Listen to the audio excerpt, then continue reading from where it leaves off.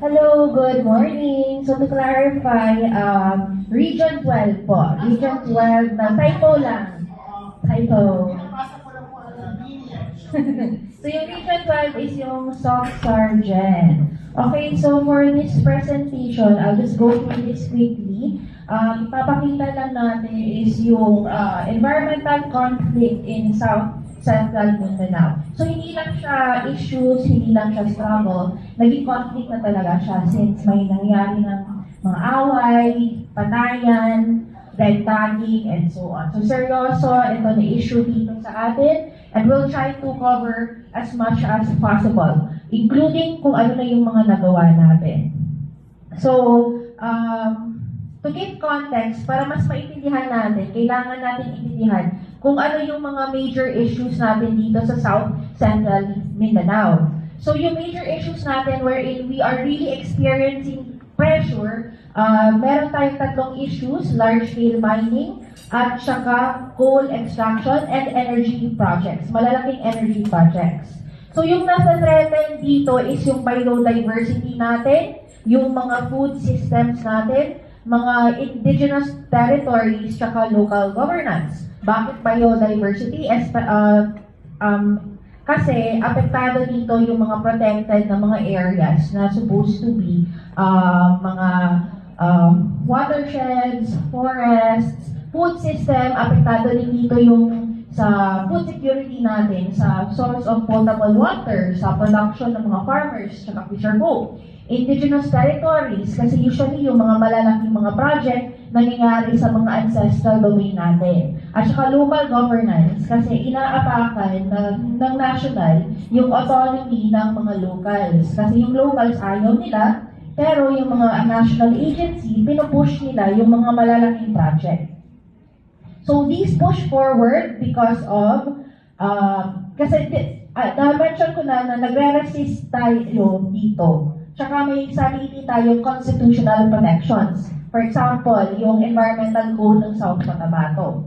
Pero napupush through pa rin yung mga malalaking destructive projects, nag-persist pa rin yung mga corporations dahil sa tatlong bagay, which is yung national lobbying. So, sa at a national level, for example, meron tayo dating moratorium against new mining agreements. Tsaka merong nationwide ban on open pit mining. Pero, nawala yun dahil sa president ng past administration. Ngayon, we have a rise in mining projects all over the Philippines dahil yung current administration naman at saka yung president is pinupush talaga nila ang mining as magiging major driver ng economy natin.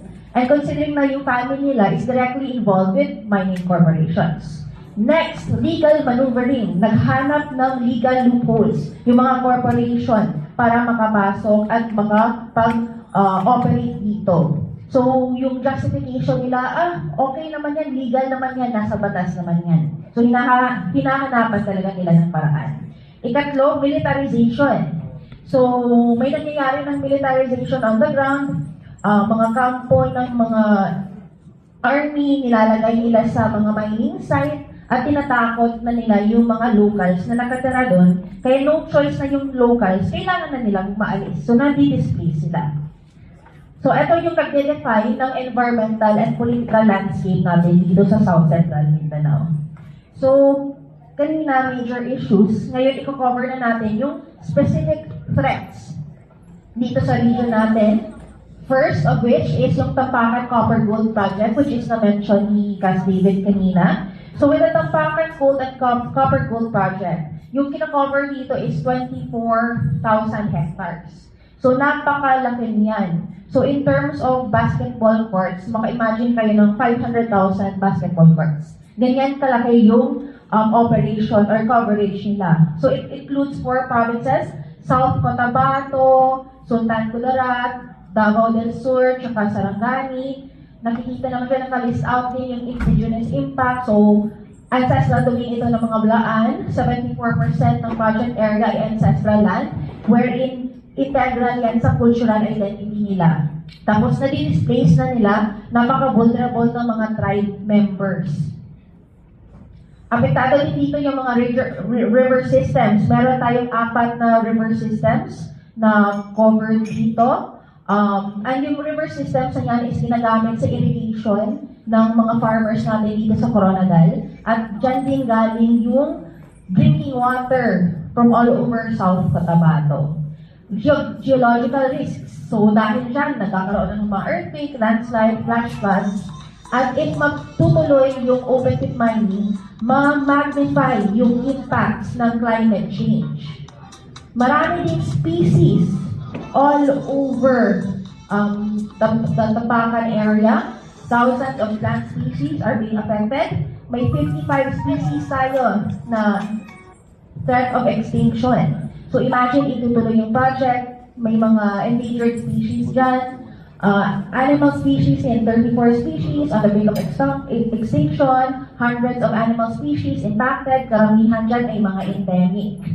So ngayon, kontrolado ito ng Sagittarius Mining Incorporated, wherein it's controlled by mga major corporations natin dito sa Pilipinas. PLDT, Alsons, San Miguel Corporation, sa mga mahilig mag-beer dyan. So mga mamayayaman na, ni SM, sa mga mahilig mag-mall. So yung may-ari niyan is mga mamayaman na pamilya dito sa Pilipinas. So kaya parang napaka-difficult na i-address yung issue na ito. And despite that, even though na they're trying to push through with their operations, marami pa rin controversy regarding sa mga papeles nila kasi may mga legal issues around it. Ayan, agricultural consequences. So, apektado yung lowland areas, South Cotabato, Sundan Kudarat, Maguindanao. Dependent tayo sa watershed for agriculture. At saka hindi lang tayo dito sa South Cotabato affected, kundi buong Mindanao. Kasi yung interconnected yung mga sources of water. Then social displacement, maraming pamilya ang na-displace, nag-jeopardize yung livelihood nila, at nadi-disrupt din yung communities nila. So despite 30 years na yung struggle nito, 3 decades na. Despite of the efforts that they have been doing, hindi pa rin nakakapag-operate yung minahan. So at least like, yung nangyayari lang is nag-change lang yung may-ari ng corporation, pero hanggang ngayon, hindi pa rin sila nakakapag-operate dahil sa efforts ng mga community natin dito. So that means that what we are doing actually has results. So what we're doing is working. Yung nagagawa lang nila is exploration at research, pero they have not operated for a single day.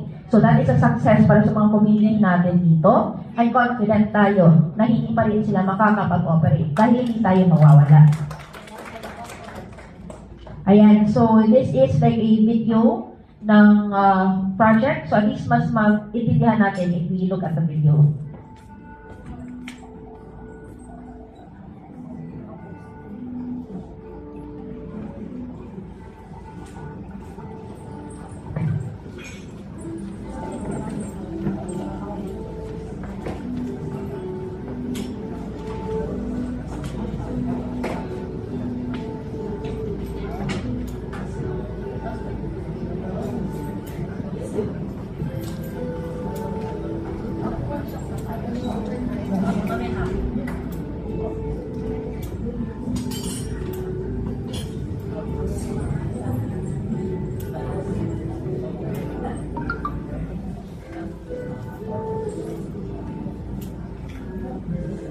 And since 1995, a lot of you have not been born yet.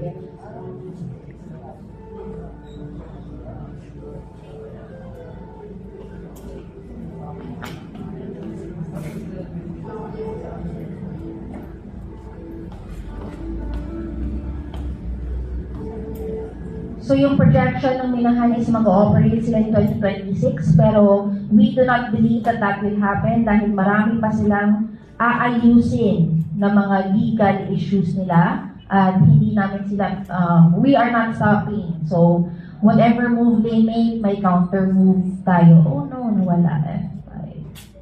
Paano ito? Slideshow. Bumper sign. What? What's going on? Ayan, okay. Sige. So, whatever they're doing, may legal move pa rin tayo. So next is Sarangani Coal Plant. So yung na-mention ko kanina, yung Tambakan Mine, kailangan nila ng kuryente, di ba? So saan manggagaling yung kuryente nila? It will come from Sarangani Coal Plant. Sino dito yung taga-Sarangani? Wala, okay. So yung meron. So yung Sarangani Coal Plant, it is a 210 megawatt plant. Nasa-threaten dyan yung Sarangani Bay Protected Landscape. So, hindi dito nakapunta na sa Sarangani, naka-scuba diving or swimming doon. So, di ba maraming marine life, maraming mga reefs. At saka, if nakapunta kayo sa Sarangani, nakikita niyo yung mga communities doon, yung livelihood nila is galing talaga sa dagat. Yung mga fisher folk, yung mga nagbebenta ng dried fish sa streets. So, yung communities, their life is around the sea. At in danger yun dahil sa activity or project na ito. So yung issues dito is yung water sourcing, apektado yung source of water, FPIC violations, tsaka long-term na pollution risks. Yung size niya is 55 hectares. So if in basketball courts, that would be around 1,309 standard basketball courts. So parang malaki din yung coverage nila. Kanina, Blaan yung apektado sa Tambakan project. Sa Sarangani, Blaan pa rin. So, ang ancestral domain pa rin nila ang location ng project. And they have already experienced harassment from private entities. May nakalagay na kampo ng military doon sa tabi ng community nila. Environmental threats, health risks. So, hindi ko maintindihan kung bakit operational sila na bagsak sila both local and international standards. In terms of air quality, bagsak sila. Threatened yung marine protected area na na-establish as an ecotourism park and sanctuary in 2006. Located siya sa isang critical coastal area kung saan marami yung fisher folk. At saka located din sila sa maraming tourist sites. So kahit local businesses are also affected by this. Biodiversity impact. Maraming species of marine life doon. Mga butterfly fish, turtles, barracuda, dugong, spadefish. Endangered species, green turtle, hawksbill turtle, dugong. So all of those are at risk because of the project. Health impact. Nagkakasakit na yung locals. Nagkakaroon na ng respiratory diseases. Bagsak sila sa air quality standards. Mataas yung health risk and environmental hazards. So kung nakikita niyo yung community na ito, ay yung coal plant na ito, andito lang yung mga bahay ng mga locals. So imagine every morning you wake up, nasisinghot ninyo yung air from the coal plant. How is that going to affect you? How is that going to affect your kids? May mga babies sila and exposed sila dyan. Social displacement, kailangan na nilang umalis sa area because of the threats from the company. So this is a video. Ako yung nag-take ng video niyan nung nag-site visit kami. So makikita mo yung pagbuka ng plant. So timing yung pagbisita namin sa area, bumubuka na yung plant. So you see how beautiful it is. Nandigan na ng plant. Ang pangit sa landscape. Ayan. So ma-imagine niyo, ayan, katabi ng bahay ninyo everyday. Paano kayo maapektuhan yung quality of life ninyo? No? Kaya nyo ba? Or magta-transfer na lang kayo. So tayo may pera tayo, may resources tayo, pwede tayo maglipat ng bahay. Pero paano na lang yung mga affected na mga Blaan dyan? Next, Lake Cebu coal mining. So yung Tambakan, kailangan nila ng kuryente. Yung kuryente ay magagaling sa Sarangani Coal Plant. Yung Sarangani Coal Plant, kailangan niya ng coal. Yung coal magagaling sa Lake Cebu coal mining. And this is currently operational. Operator San Miguel, ang dami-dami ng kasalanan ni San Miguel sa atin, all over the Philippines. Ang coverage niya is 17,000 hectares. So in basketball courts, that is 400,000 basketball courts. Indigenous impact, so kanina, mga Blaan ang affected, ngayon Tuboli na. So nasa ancestral domain ng mga Tuboli, specifically yung Tamasco na clan. So nasa-threaten yung cultural identity at ancestral domain nila at nagkaroon na rin ng patayan dahil may fighting between the clan and the army at nare-red-tag yung mga indigenous leaders nila. So ngayon, this is already operational. Nagta-trending sa social media yung mga posts kasi makikita from the road yung coal na mining. Pero ngayon, bawal na pumasok sa area, bawal magdala ng professional camera, bawal magdala ng drone. Nagagalit na yung mga taga San Miguel. So, wala nang recent na updates regarding it. So, 230 families yung na-displace. Yung apektado dyan is yung source of water, yung electricity. Wala na silang masyadong access sa health services and education. Affected din yung agricultural production since this used to be a coffee plantation. Pero aside from coffee, may mga other crops sila like corn and kamote. And then, inopost natin ito dati, back in 2018. Pero bumisita dito si Ramon ang nakipag-usap sa SP at ayun, approved na. Magic.